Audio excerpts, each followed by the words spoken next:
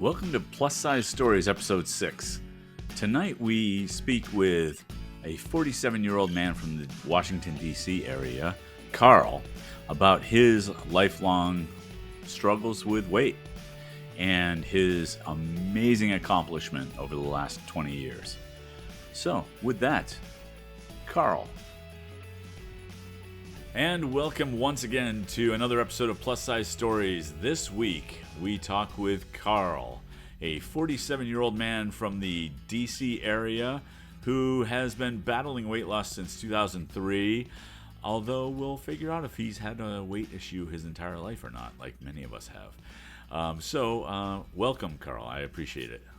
Why, thank you, Kurt. I appreciate this. It is a huge honor to be here and to be among those that are telling their story. And I feel like I'm getting my face up on Mount Rushmore here with you and some of the other guests you've already had. So, Oh, please. Everybody's got a story, so it's all good. yep, that is a true story right there. Right. So why don't you tell folks a little bit about your history, your background, and how you came to start losing weight? So, it kind of it goes back to, I guess, my childhood. I was always a pretty chunky little kid, and I got bullied and picked on a lot, and then when I hit puberty, of course, I kind of adjusted to my body a little bit, but I still did. And I want to apologize to you and your listeners because we just got a cat, and I know I can hear him playing with some of his toys behind me, but Yeah, I can't so if hear it comes anything. across, that's what it is. Um, but so I kind of grew into my body a little bit, but it's still a little soft, a little chunky. And I graduated high school and I went directly into the military. And I thought, oh, this is going to be it. I'll get into the military. I'll get buff and I'll get ripped, and we're going to go to boot camp. And um, I ended up through, I don't know, faulty systems, perhaps, um, really doing severe damage to my knees. Hmm. And what was it was just bad government issued footwear Oh, on, on steel decks for years and years and years on end. And so as I got older, and mind you, I'm talking, I did my four, so what I'm like 22, 23 by this time. I ended up getting out of the military because, well, for two reasons. A was because of my knees, and B, because I left and my son was born, and I did a deployment. And when I came back, he was walking and talking. And I said, yeah, we're not going to do that anymore. yeah. So I ended up getting out of the service, and I went home and I had some medical issues, and I ended up having to have some surgeries, and it kind of laid me up for a while. And oddly enough, they gave me some painkillers that they didn't realize and I didn't realize that I was actually allergic to, which Wow. delayed my healing process. And probably by the time I was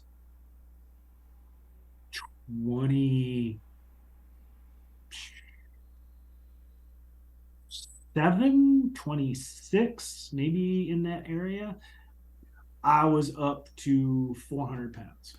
So what was your weight when you entered the military, and were you overweight at that time? They considered me overweight, and I would have been 19.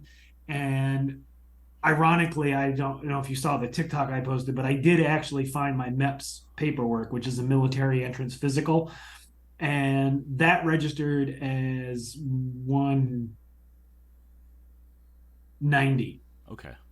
I was 190 when I left at 19. And with the bad knees and the delayed health and getting laid up and not being active like I was in the military anymore, I started to push 400 pounds. Yeah. Yep. And I went to the VA and they were like, okay, they just ran regular physical stuff because genetically I'm predisposed to diabetes and to um, what they call NASH, which is non-alcoholic cirrhosis of the liver. Oh, fun. And what that is you get cirrhosis without the alcohol. So you don't get to drink any alcohol, but you're 100% got the cirrhosis. Right. So all the illness, none of the fun. Um, that's what I always joke about. Right, right. I remember that day so well because it was it was basic government communication, which was absolutely terrible, of course. I got this letter in the mail, and they were like, "This is your appointment time. This is your appointment location." And I showed up at that appointment, and I was trying to find the office where I was supposed to have my appointment, and I found it. And in the hall, you know how in the hospitals they have those little like things that stick out over the doors where they're like, radiation room, Right. x-ray. Well, this one said oncology. And let me tell you, my heart about stopped. Yeah. I was like, yo, what are we doing? And I sat in that meeting, I sat in that waiting room just like chewing my fingernails. I was like, I don't know what's happening. I don't know what's going on. Why am I here? This is real bad communication, blah, blah, blah, blah. And um, the guy called me into the office and he was apologetic. And he was like, no, no, I'm an internist. I deal with organs. I deal with the liver. They just happened to put my office in the back of oncology. I'm sorry, nobody told you that. But that was a really good window to reevaluate one's life choices. Sure, sure. And so after that, I my ex-wife got this book, and it was called The Maker's Diet. Okay. And what ended it was, Jordan was the guy's last name, and what ended up happening was the beginning of it, the beginning of the book, it works very much like an allergy diet where you strip everything away. Yep.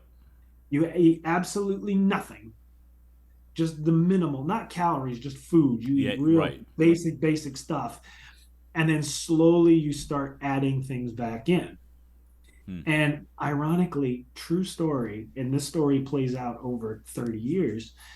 Ironically, that was when I realized I was allergic to potatoes because as we were adding food back into the diet, I ate some potatoes and I got super, super, super, super sick. And then I stopped eating potatoes and I was much better. And I went to an allergist last year, 2 years ago, and he's like, you're not actually allergic to potatoes.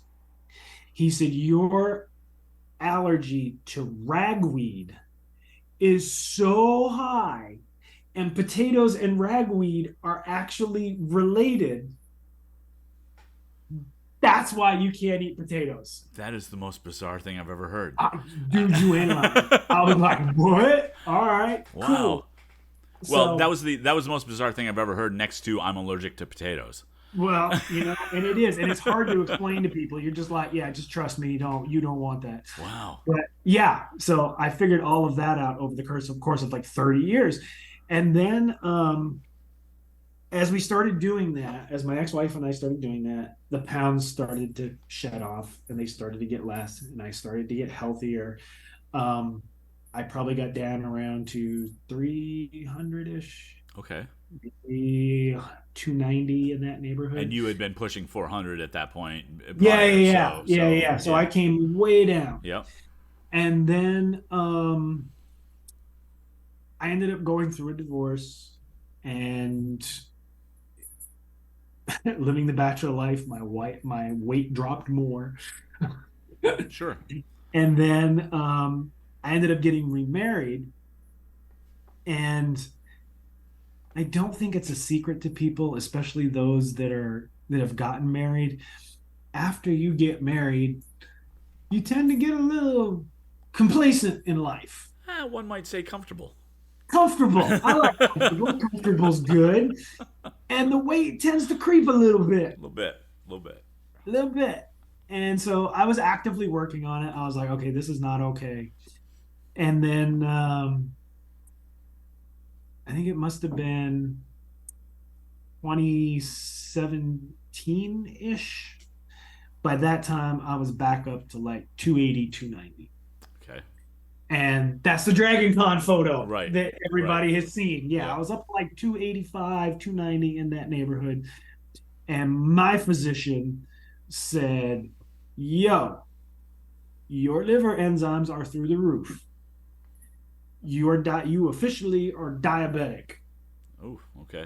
She said, you either lose weight or you are on insulin and on a transplant list for your liver in 5 years. And you already knew the liver was going to be an issue to begin with. Yeah, right? So. yeah, absolutely. But of course, when you're, 25, 26, you don't think that you think I'm going to live forever. I got time. I got time. Yeah, you just don't think forever is forever. Right. So I was like, okay, fine. And then 2020 hit. Mm-hmm. And no, let me back up. So then I ended up changing jobs and I ended up working at a university. Okay. And with walking to take photos for graduation and even simply just walking to the restroom, nothing was as right where it was for the longest time. A neat thing happened. My watch did this funny thing where it was like, hey, you completed your circle. And I was like, I didn't even know my watch could do that. Right. And so I was like, let me keep pushing this. And so, I was down to 270 and keep going a little bit. And then 2020 hit and we went into lockdown. And that was it. Yeah. And at some point during 2020, and I was actually having this conversation with somebody last night, and it wasn't about my health. Mm-hmm. It was about their mental health. Oh, okay. Yeah. Because they just switched jobs from a school to a government-based 100% remote job. Wow. Okay. And they were like, I don't know what I'm doing. I don't know. And I said, listen, A, routine is your friend being 100% remote. And B, exercise. Yeah. Because if you don't exercise just a little bit, like even you do what, a mile a day or something like that? I do somewhere just between your morning walk. Yeah. So my morning walk's 2.5 miles, and I usually do that a couple times a day. So yeah, there you go. So even just 2 miles a day, I was like, you got to get up and walk, because if you're working from home and you're working remote, you're spending, and you don't exercise. Right. You're spending 24 hours a day sitting in your chair, staring at your screen 7 days a week. I said, you got to get up and you got to move just a little bit for your mental health. I don't care about your physical, for your mental. And so that's what happened to me. I realized my watch wasn't doing that fancy thing no more. Right. The circuit got completed. So I got up and I started to walk. And I walked. At the time, we were living in an apartment complex, and I just did a loop around the complex. Mm-hmm. And then I sat down and just about had a stroke. And I was like, all right, we can't do that no more. So I just kept going. And finally, after a month, I was doing 2 loops around the apartment complex. And then it got cold and it got rainy. And I was like, what am I going to do? And I said, I hate treadmills. Treadmills are terrible. I don't want to use the treadmill. That's me. I know. But see, and this is why I'm watching you closely. Because come February, I think you're going to be on that treadmill, man. It's going to be your only out. And so I was finally like, look, I think it was raining is what it was. And I was like, you know what? I'm going to our gym. I'm going to keep going. And so I went to the gym, started using the treadmill, and I actually fell in love with it. Hmm. I'm like, I can control the pace, I control the speed, I control the elevation. I'm in one place. I just put my earplugs in, listen to my podcast, and just go. Yep. And that was what I did. And then that was brought me up to May of last year when I moved here. We lost the apartment complex. I lost the gym. And in my head, I'm like, there is not a chance I'm going to the gym. This is not a thing. I'm not getting up at 4 o'clock in the morning and going out and associating with other human beings. That is just not something that's in my skill set. So what I ended up doing was just buying a treadmill. Yep. And when I bought the treadmill, I put a little bit of thought into it. And I'm like, okay, how do I take this to the next level? Right. What do I do next? And bad knees. And so, just for the record, with the bad knees, I walk. Mm-hmm. I'm not running Right. because I just can't run anymore. It's just not something I can Well, do. and there's a fair amount of evidence that is showing that walking is actually better for you Yeah, no, than running 100%. because of the body damage. Yeah. So, Oh, and the other thing I'll add too is that as I started to lose weight and the walking just wasn't working anymore, my wife was researching it and she found these articles about weighted vests. yep. The heavier the weight, it simulates your heart and your lungs. It simulates running. Right.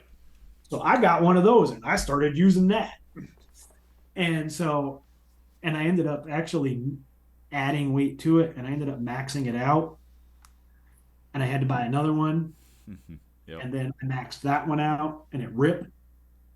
And now I'm up to like my weighted vest. If you see it in the photos, it's like 34 pounds just about. So I Yep. keep an extra 34 pounds as a reminder of this. Well, now it doesn't work, but at the time it was like, this is the extra weight you lost, fool. Right. And so when we moved here, I was like, how do I not damage my knees and take my workout to the next level? And I started researching and I tripped across a row machine. Okay. And I was like, hey. And so I started looking bad knees and rowing, row machine with bad knees. And I couldn't find one article that said, this is a terrible idea. Don't do this. Huh. Okay. And so I was like, you know what? Let's do it. So I had the treadmill, I had the rower, and then of course I don't remember what I was using before. I hated it. But I was using something before you turned me on to Oh, lose Strava. it. Oh, lose it. Oh, lose it for a tracker. You Yeah, mean? and I was Yeah. using something else, and I was really super frustrated with it. And then you mentioned lose it, and so of course now I'm logging my calories. I'm doing that, running on the treadmill, walking on the treadmill, using the rower, and I ended up crossing my personal goal, which was the 180, the 190 that I was at 19 when I went into the military. Right. And I'm actually below that now by like 5-10 pounds, Yep. depending on the day and how many carbs I had the day before. Sure. But that's where I am now. And it's like I said, this has been a 30-year journey. And I can comfortably say my liver enzymes are normal-ish. Great. Still high, but they're in the little blue line now. Right. Um, my diabetes is under control. And I do want a footnote just for everybody, because I don't want anybody calling me out on this later. I am diabetic. My doctor did start me on Ozempic in 2017, 2018, something like that. Oh, back when it was actually a diabetes medicine. Yes. And it's funny because my doctor and I were talking about it just recently, within the last like year, and she said that Ozempic may have started you. She said, but there is a point within the last 4 years, 3 years, where the Ozempic is no longer doing this. This is you. Okay. Which actually You, tracks. That tracks with what I've heard about Ozempic as well, where like most of the time people have to increase their dosage, and if you're not doing that, then a lot of it is more dependent on you. yeah, and that's what my doctor said. She's like, this is all you. And within the last year, she said, in fact, she scolded me last month. She's like, all right, you're done losing weight. I don't want you losing any more weight. You're done. She's like, you lose any more, we're gonna have to have a different conversation. And um, she said, you need muscle now. And so this last May, I bought some dumbbells, bought an 8 pound kettlebell, and off to the races we went. And that is where I am now. That is a very Reader's Digest version of the last 30 years. So That's okay. Just for people to be able to visualize a little bit, how tall are you? 6 foot. You're 6. Okay. And so you started out around 400 at 6 foot tall. Um, Yep. so you talked a lot about the exercise, but what were you doing food wise during this whole time where you actually made an effort to lose the weight? So initially, I ended up going back to the Maker's Diet. That was my first out of the gate thing. Right. I was like, this worked once before. Let me do it again. Yep. And then it was more difficult to stick to it this time. And I Mm-hmm. don't know why. But I had a boss at the time, a supervisor who was all keto. Mm-hmm. And while I appreciated what he was doing, it seemed a little difficult. Okay. And so I started doing keto light, which is okay, I'll make sure I have X amount of protein, X amount of cheese, X amount of blah blah blah. I said, but I'm gonna serve this on a corn tortilla. Right. Right. Okay. So a little bit of carb, just a little bit, because we can't be totally carb free. Right. And ironically, I actually ended up running into somebody, and she was a doctor, and we were talking about weight loss and eating.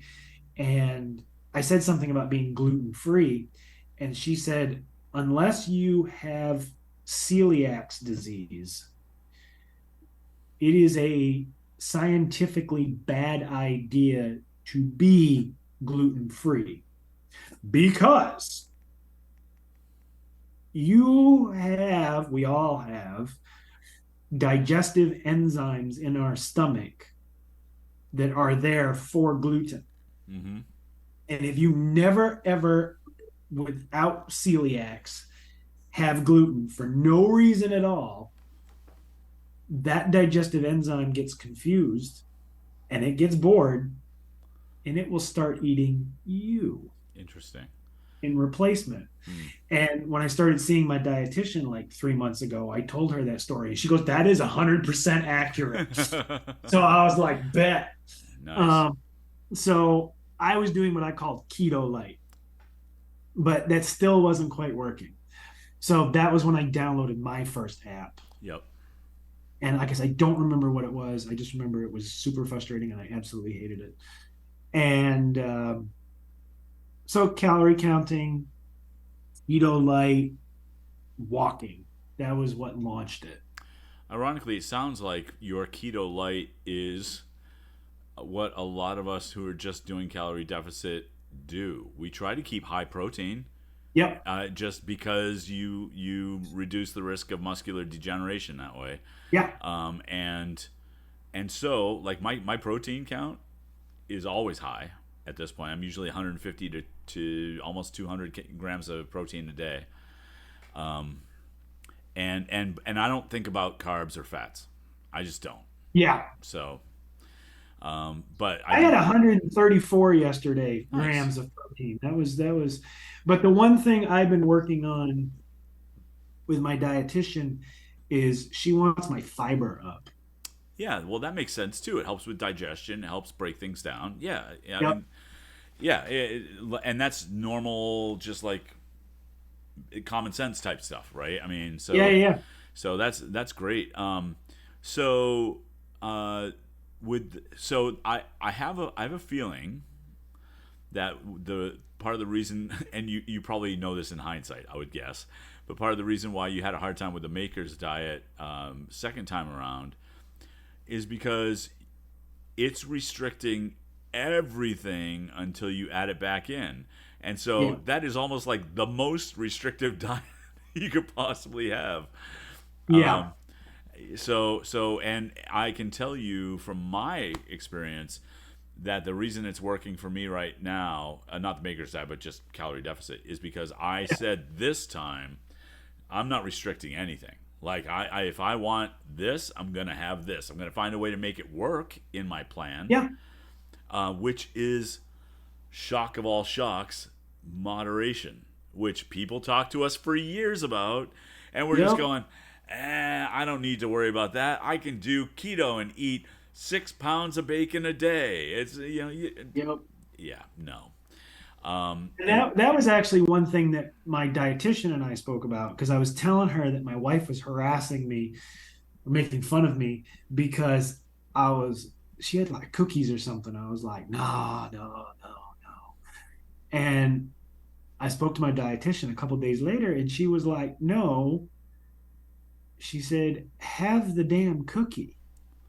She said, because if you don't have that cookie, you're going to hold and hold and hold, and then you're going to snap and you're going to eat 6 pounds of cookies Yes. and you're going to damage yourself.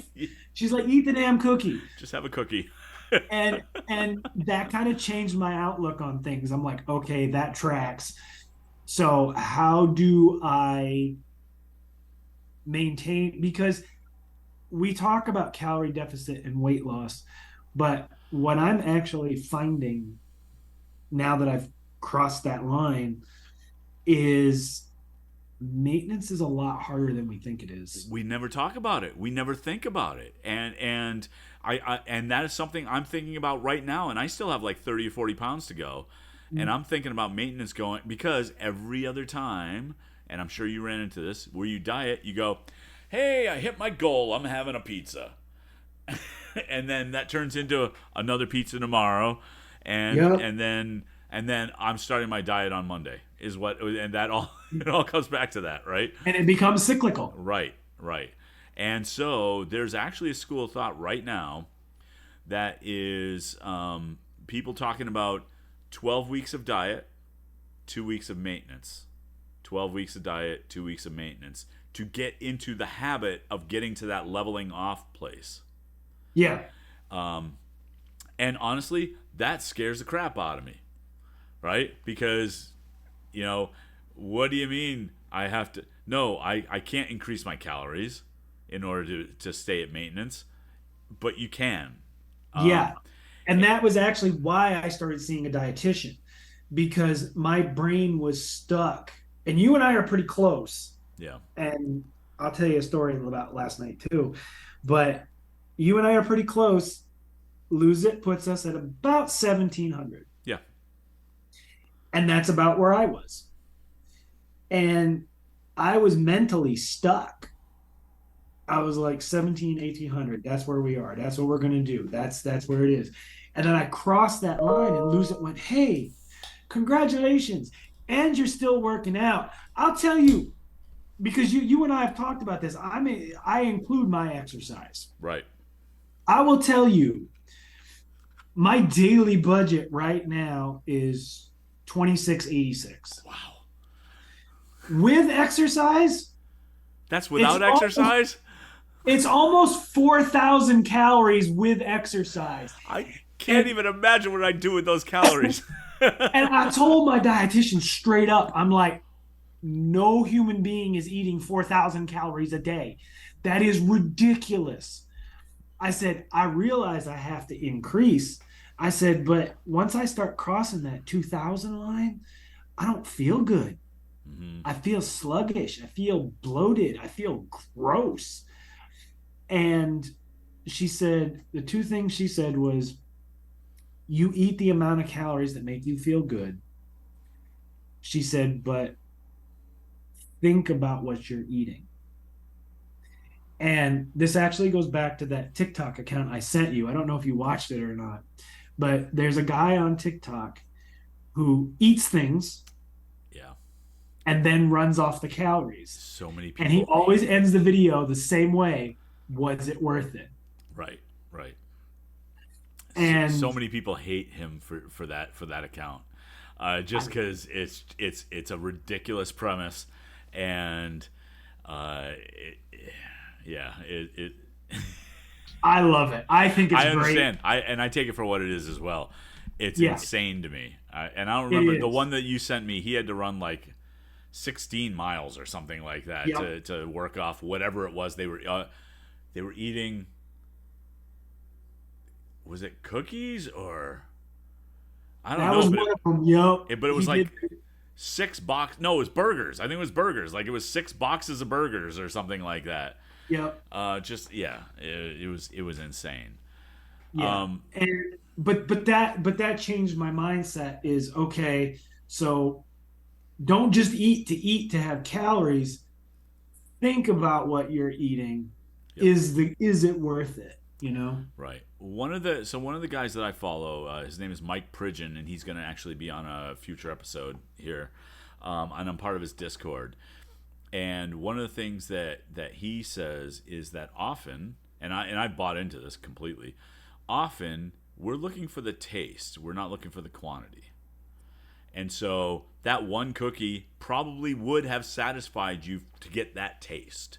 Yep. And like I have literally lately been going through the grocery store, even though it's a terrible place to find this, but I've been going through the grocery store and I've been seeing sushi rolls, and I'm going, man, I haven't had sushi in a long time, and I'm really wanting some sushi. So I'm gonna end up having sushi at some point, and just figuring a way to work it in, and it'll be fine. Like I'll have a roll and it'll be great. But honestly, of all the fattening things that I could worry about, sushi isn't the worst Yeah, yeah, yeah. by any stretch. And I think as I recall, because we had sushi recently, I wasn't there are some things that I eat where I am 100% taken back by the calorie count. Yeah, Just last night. So we were at this function and they were like, we're having it catered. And they had like platters of Chick-fil-A. And I'm like, all right. So we stopped for some late night snacks. And I was kind of going around the store and I was like, ooh, payday, peanuts. Yeah. Until I flipped the bar over and it was like 150 or 120 calories for 1/3 right, of the bar. right.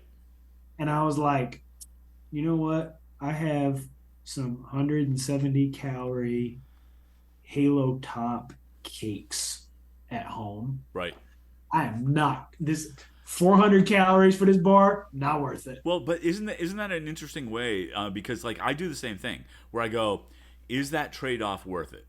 And I really like beer, right? And Yeah. so I work beer into my plan whenever I feel like it. But there are times where like on a Friday when I meet up with my buddies, I'll go, it's just not worth those calories today. It's It's just just not not worth worth it, and that's how I can make that decision. But sometimes, yeah, whatever, I don't care. And I will just do that. Sometimes Reese's peanut butter cups are worth it. And 200, Devil's work. That's what that is. Those are the devil's work. 250 calories for the 2 pack of just straight up regular Reese's peanut butter cups, and Yep. and every now and then, yep.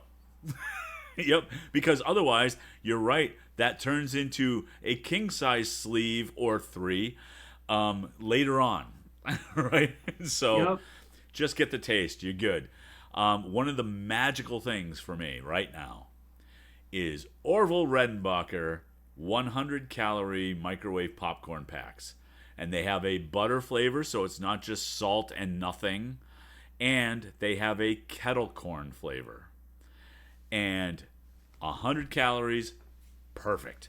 It just works. It gives me what I need. I have one probably every other day at this point, and it gives me what I want out of that. And there's no protein value in it, and I don't care. It just doesn't I will matter. have to check that out. That Yeah. sounds actually perfect because I'm a soccer watcher, Mm-hmm.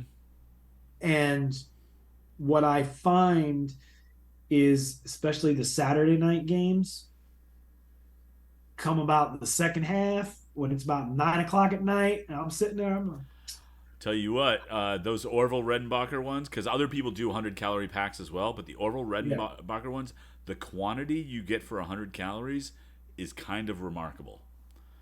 I Uh, will have to check that out. just saying.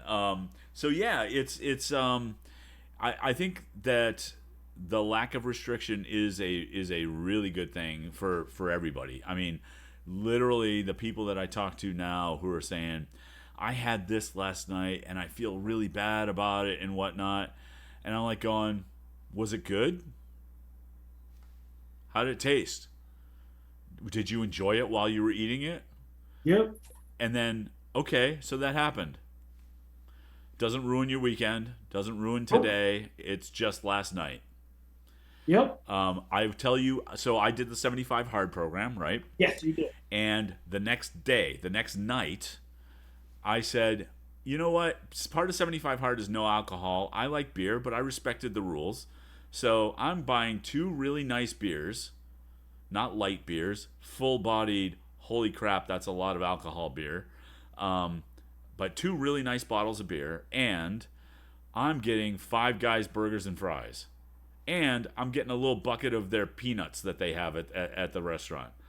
And so I went, and now I got a junior cheeseburger and I got a Yeah, small fry because I now, and that was progress on my part because I'm a double guy, and give me a yep, large fry. I don't care how many extras you throw in the bag.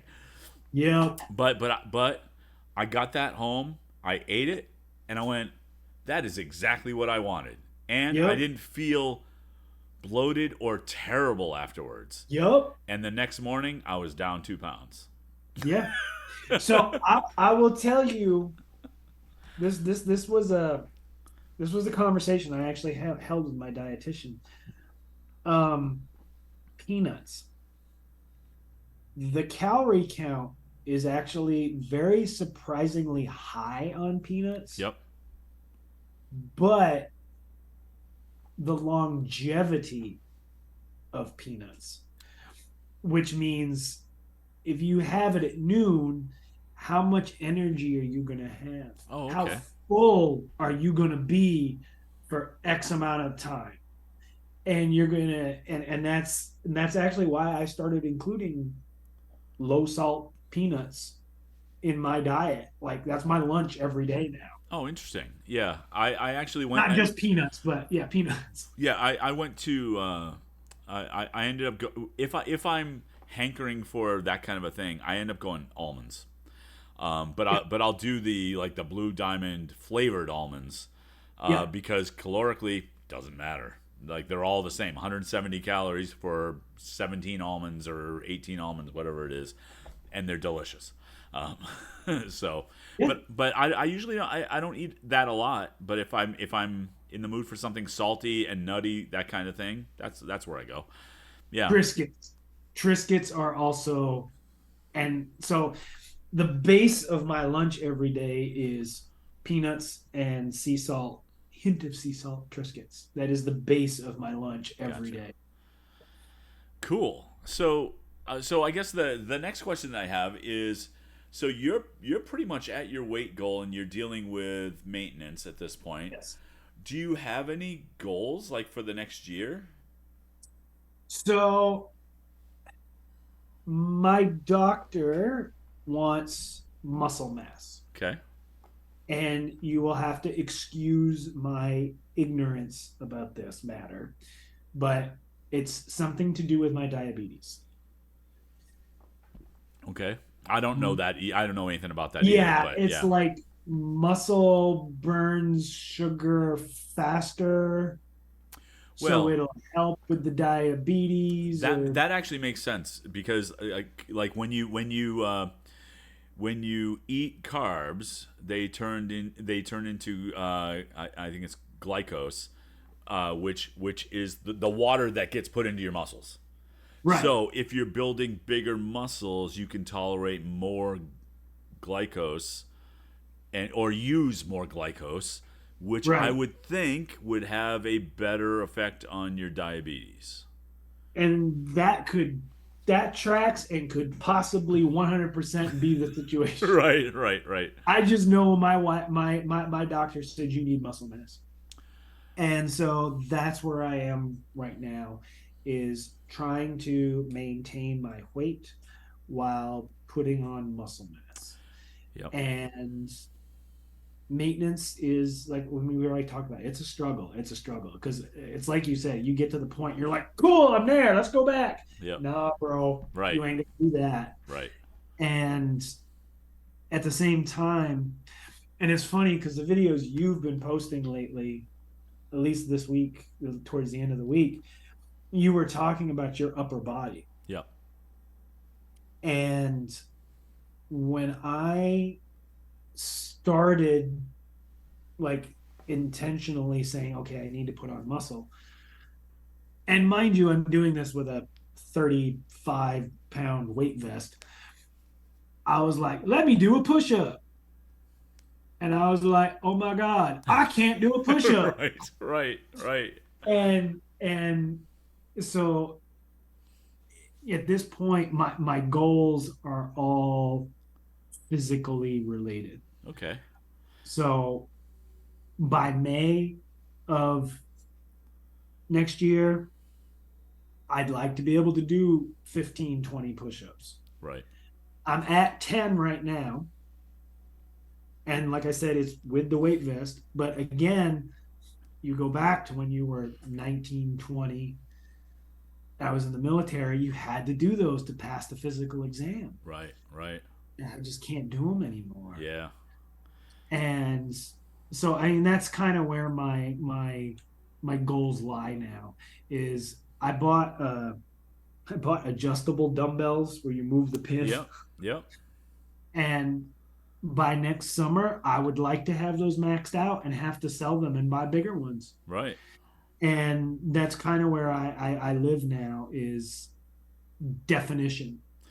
Yeah. And I know I'm at a point where I joke with my wife all the time that I have reached a point where when I sit down just like this, I look like Fat Thor.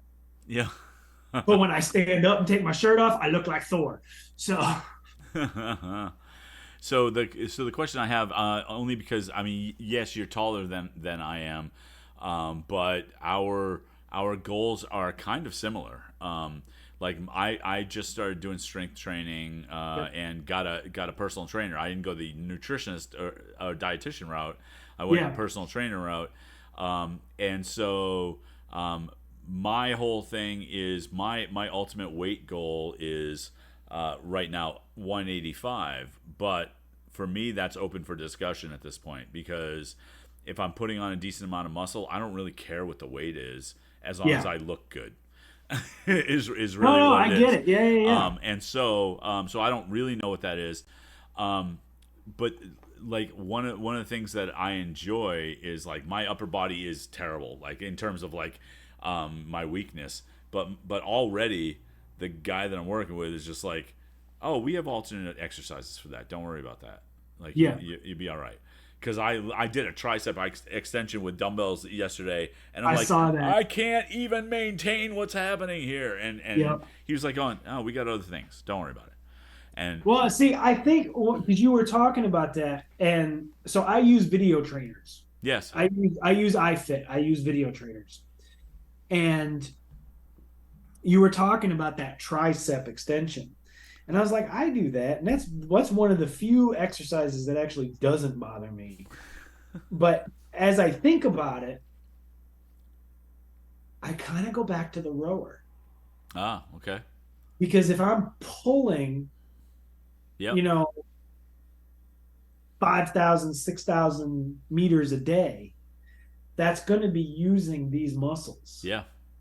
So that must be why I'm okay. Right. Well, and I was doing other tricep exercises, and it's fine. It's fine. It's just Yeah. that position for whatever reason just doesn't work for me. What But what kills me is the lat lifts. oh, those are terrible. I mean, Ah, I can get them, but it's really hard. well, it I think I'm up to like in a set of like 15, I'm up to like 4 now. Yeah. But what the video trainer said is if you can't do it, just alternate. Yeah. And so I can do like 4, Yeah. and then it's like, okay, let's just do this. Yeah. Yeah. Yeah. So, and right now. I mean, I don't know about how you're handling it. I'm just going. Well, this is just you have to start somewhere, Yeah. and hopefully we see progress moving Yep. forward. No, So, 100%. I'm going to ask you a question. You don't have to answer it, but because people will ask, do you have to deal with loose skin? Yes. Okay. Yes. Yeah. And that's part of and it's funny, I spoke to one of our associates about that, and I was like, what do we do? Yeah. And it's just this is how we live now. Yeah. Those are bad those are battle scars, Well, and yeah. this is how we live. Yeah, it's funny because like the camps that I hear from primarily are, this is my trophy, Yeah. you know, or I'm saving up for the operation. Yeah. Um, Well, see, and I think it was actually you, I think, that that's not something I've ever thought of, and not something that I want to venture down. Because the truth of the matter is, and this is a real thing, but you got to realize at, you know, 25, 26, I was 400 pounds. And then I came down to like 230, 220, and then I went back up to 280, 290. I live in a constant state of fear yeah, that I'm going to wake up some morning and I'm going to be 400 pounds again. yeah, And because of that, I don't buy proper clothes. And because of that, I'm maybe a little overly cautious of the calories I eat. yep, I really live in a constant state of fear about putting that weight back on. And that's also part of the reason why I'm like, I will never have that surgery. okay, That's part of it. interesting, Secondarily is it's bad, but it ain't that bad. right, And then the third reason is, and I think this is what I was saying, is I think it was you who said your insurance covers it only if it's medically necessary. right, And at this point, it totally wouldn't be. yeah, right. And so I mean, and I'm still looking into it from an insurance standpoint. Yeah. Um, but I think my biggest concern would be a level of chafing that is just hard to even live with, like, Yeah. and causing open wounds, that kind of thing. Yeah. Yeah. Yeah. And so I'm not there right now, and frankly, my chafing is better than it's ever been. Um, Yeah. and but it's still something where I'm looking at the progress that I've made, and I go, but I've got this apron that is just sitting there as a reminder, going, look what you did, look what you did, um, Yeah. and not in a good way, just like No, no, no. this, I know. I yeah, know. And it's funny because because I'm starting to develop these weird. My wife, I sent her a photo from the bathroom one morning. I was like, "What's this weird looking lump?" And she said, "That's your abs, you idiot."